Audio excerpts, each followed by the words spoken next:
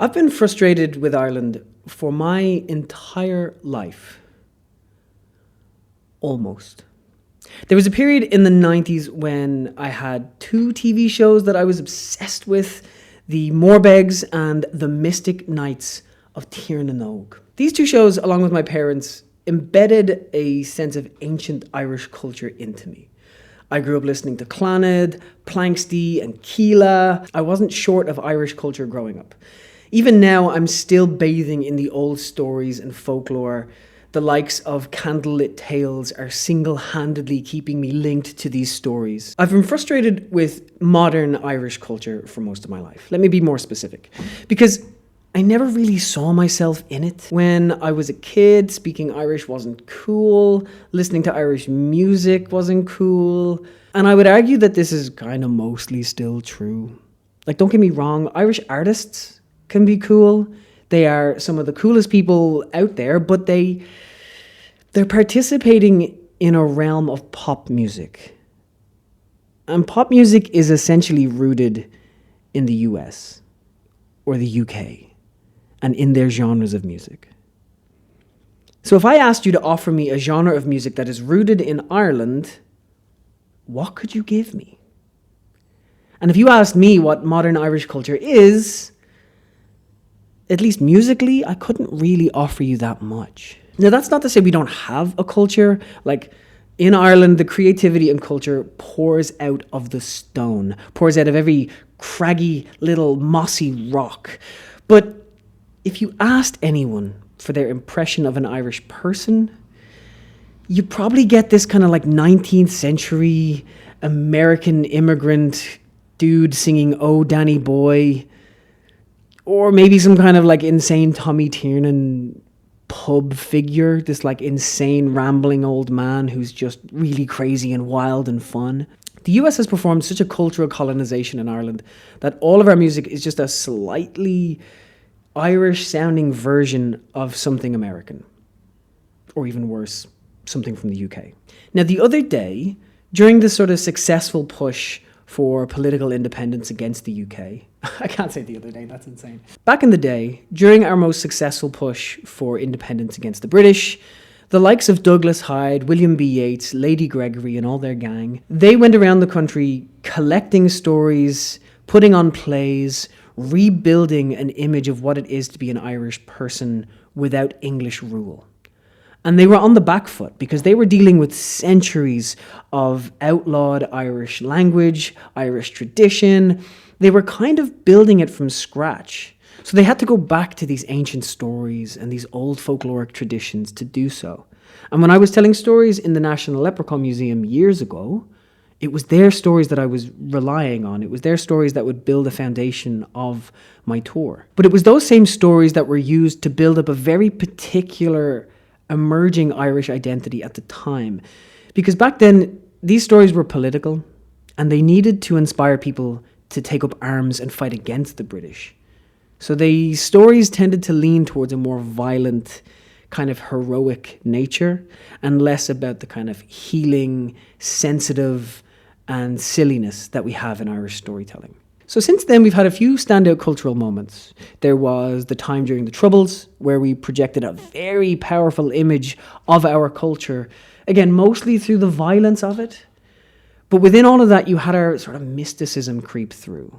People like Enya and Sinead O'Connor were like global forces in the world. So back in the early 90s, once again, we reminded the world that we were a political force for good in the world. We were kind of this semi-anti-imperialist, almost anti-capitalist group of people. And that is an image that I can kind of get behind. It's an image we sort of carry on through to this day. I'll contradict myself for a moment here. When I began writing songs, I fell in line with the Irish singer-songwriter character trope.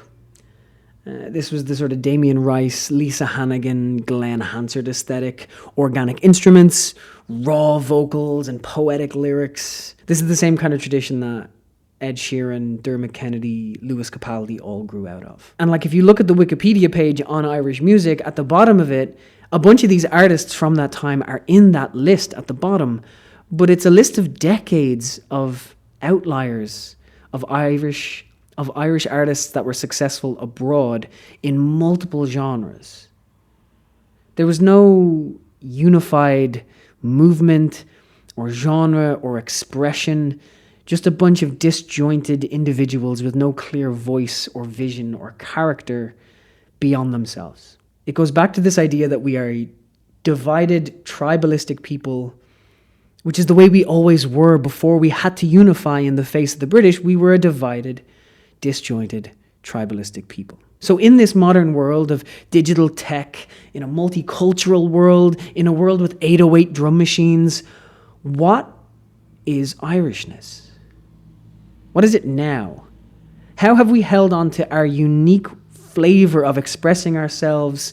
Who is, in your mind, the creators out there that are bringing Irishness into the 21st century? So I have a small and non-exhaustive list. First up, Hozier, of course. He plays the blues, American music, mostly to an audience in the US. Not great. Now, he's quite Irish in his mannerisms. His accent is great, the fact that he sings in his own accent. He brings with him an air of mysticism, and his fan base are obsessed with where he comes from. There's an appreciation of Ireland in what he does. So great, but he's not getting a 10 out of 10. I'm going to give Hozier on the Irishness scale an 8 out of 10. Next, we have Cartoon Saloon. If you're not familiar with these people, they're essentially the Studio Ghibli of Ireland. Fantastic animation company. Tell some of the most beautiful stories. They have a new film coming out, and the trailer made me cry twice. So they're very good. But my one criticism of Cartoon Saloon is that they are rooted in stories of an old Ireland. Again, they're either drawing from the sort of ancient myth that we have, or they're drawing from a kind of recent immigrant past that we have as well. So great for the Irishness. They get points for being unbelievably poetic. I'm going to give them a 9 out of 10 on my Irishness scale. They're so close. And then next we have Kneecap. Kneecap is a fantastic reflection of who we are now.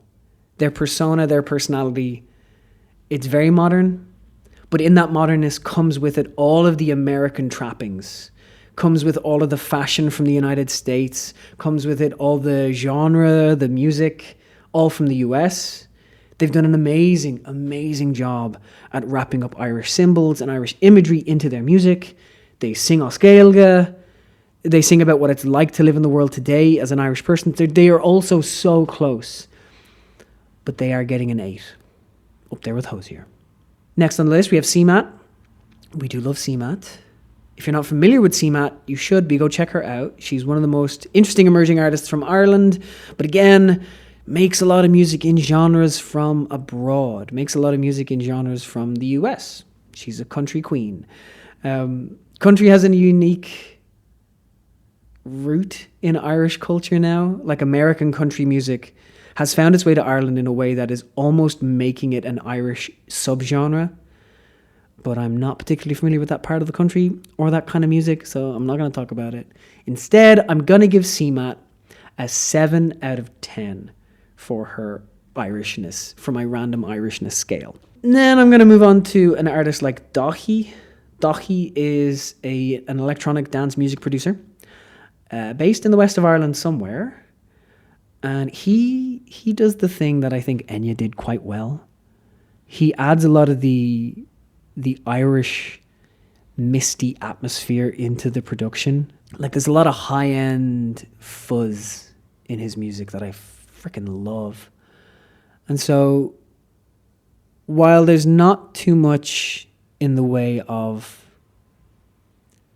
thematic or narrative in his music, because it's mostly electronic, I'm going to give him... He's kind of like an Oliver Arnold, but for Ireland. So I'm going to give him an 8 out of 10. And then finally, I'm going to lead you to Blind Boy.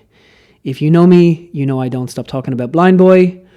Blind Boy is a very unique man in that he has done a lot of music. Again, it's been rooted in American hip-hop because he loves that kind of music. It's been very Irish in the way that he did it, though, which is pretty fantastic. The reclamation of the balaclava, the same with Kneecap, is an unbelievably Irish thing to do in the modern world. And the fact that he's using plastic bags to do that is just extra points. He's a writer, he's a podcaster. He writes very Irish. He talks very Irish. I think I would give him the highest mark, but I have to give him a 9 because I can't give him anybody a 10. Nobody gets a 10 in this scale. That would be madness. So Blind Boy gets a 9.5. He gets a 9 plus. Slightly over Cartoon Saloon, but on an equal footing. And that is my Irishness scale, which I will place over here in this general area.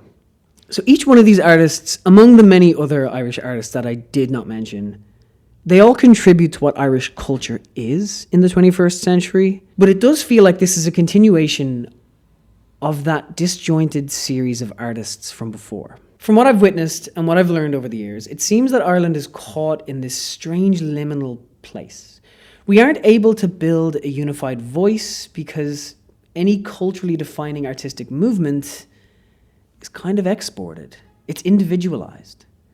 We also don't seem to have the conditions to gather and make something to express ourselves. Ireland feels like a wealthy country, but our particular kind of poverty is a poverty of space. Not because there's too many people, but because we're not good at managing space. And so there's not a lot of places for art to thrive. There's not a lot of places for art to exist. There's not a lot of places for artists to gather and create this shared unified voice. And for the places that do exist, they're under so much economic pressure that they just sell whatever they can. And so you end up with a very digestible, palatable, immediate and shallow sense of Irishness. You end up with the Guinness logo, just with a weird, distorted filter. That's not a shared voice that expresses what it is like to be in this space with these people. Because really, that's all this identity is. It's a shared experience and a shared language to express it. But what can we do about it? And what am I going to do about it? Because look, I am the problem. Am I the problem? But I am trying to slip Irishness in where I can. So, in an attempt to do this, I have compiled a list of symbols and signifiers that are culturally linked to Irishness. No, it's not an exhaustive list, of course, but these are just a bunch of things that came to my mind, a bunch of things that I got through conversations with friends, and it is something that I'm going to try to consider integrating and modernizing into my music artwork and like my fashion and I guess anywhere else I can. Number 1, the harp. This is our national symbol, in a sense. Like, I've been using a bunch of harps in my music, but historically the harp is kind of like our symbol of freedom. And then Guinness kind of ruined that for everybody. But the harp is there. The harp is a great symbol. Gonna try using that one more. Then we have Om. Om, if you're not familiar with it, is this stuff. This stuff on my this stuff on my wrist. And this is an Old Irish script that we date at around the 6th century. But that's only because our versions of it come from stone. It could be older and it could have been carved into wood, but we just don't have evidence for that. Anyways, Om is kind of like a code for the Latin alphabet, but it's got a more Irish vibe to it. Like it doesn't include a lot of letters that didn't exist in Irish. Like there's no K, there's no P. There's a bunch of letters that didn't exist in ancient Irish. And so that is quite a good Irish signifier. We have Celtic knotwork. This is something that seems to find its way into every single Celtic revival movement. Like during the 1970s in Ireland, there was a big Celtic revival movement with the likes of Thin Lizzy and a bunch of folks. And Thin Lizzy definitely used Celtic knotwork in their work. Okay, then we've got traditional celebrations. This is like your Samhains, your Imbolcs, your Bealtanas, and your Lunases. These are sort of 4 major celebrations in the Old Irish calendar, and we've kind of gotten good at them. So then we're going to move on to the Claddagh, specifically more the Claddagh ring, because it's a very culturally relevant and popular idea. I actually think Buffy the Vampire Slayer really popularized Claddagh rings. Because Angel is an Irish guy from Galway, and I think he was a member of the Claddagh family, and he gives her a ring. Anyways, this is one of the great symbols of the modern Ireland, because not only is it an extremely touristic thing that we sell, Irish people have been cutting off the crowns on their clatterings as a kind of rejection of the sort of imperialist core that we used to have of monarchy, because now we've got a big distaste for monarchy. And then we have the keffiyeh. And the keffiyeh, I know, it's not originating in Ireland, and it will never be a purely Irish symbol, but our link with Palestine is so deep, and it cuts very close to our cultural personality and how we would like to be perceived, as well as how we are perceived. If I was to draw a stereotypical Irish person today, I would draw a person with a keffiyeh. It's just, and I don't think many people would argue with that. And then we move on to something like choral music. Choral music, like the idea of a choir, is not an Irish thing, but the idea of this kind of verby, mythical choir.